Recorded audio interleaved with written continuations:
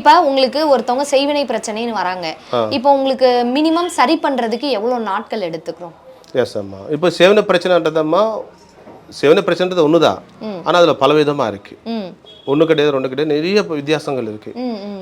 அதனால வந்து அவங்க தொந்தரவுகள் என்ன, ரொம்ப நாளாக இருக்கா, இல்லை இந்த சமயத்தில் வந்த ப்ராப்ளமா, ஓகே, அது வச்சு சில பேருக்கு வந்து 11 நாள் ஆகலாம், சில பேர் 9 நாள் ஆகலாம், சில பேர் ஒரே நாள் ஆகலாம்.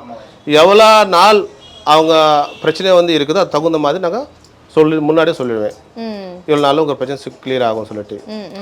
ரெண்டாவது வந்து அவங்க பிரச்சனை மெயின் காரணமே வந்து அமாவாசையா பௌர்ணமி அந்த நாள் வரும்போது, ஏன்னா நம்ம பழைய காலத்தில் வந்து அதே மாதிரி தான் நம்ம பெரியவங்க சொன்னாங்க.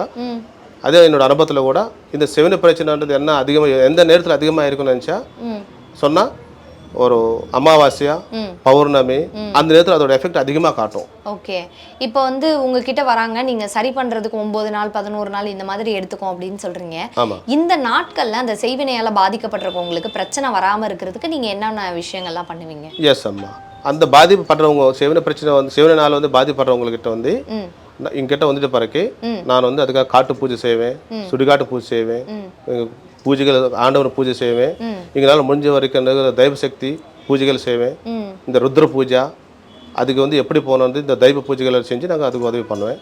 அதுக்கு சம்மந்தப்பட்ட யந்திரம் தாயத்தா அதுக்கு பட்டா என்னென்ன கொடுக்கணுமோ எல்லாமே அவங்களுக்கு நானும் ரெடி பண்ணி கொடுத்துருவேன். அதை வச்சு அவங்க நல்லா ஆயிடுவாங்க.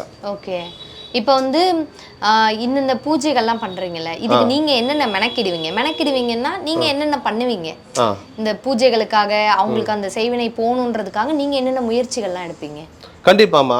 அப்போ அவங்க அந்த ப்ராப்ளம் இருக்கிறதுனால வந்து நான் பூஜை பண்ணி கொடுத்துட்ட பிறகு அவங்களுக்கு எப்படி இருக்கு அது நான் கவனிச்சிருவேன்.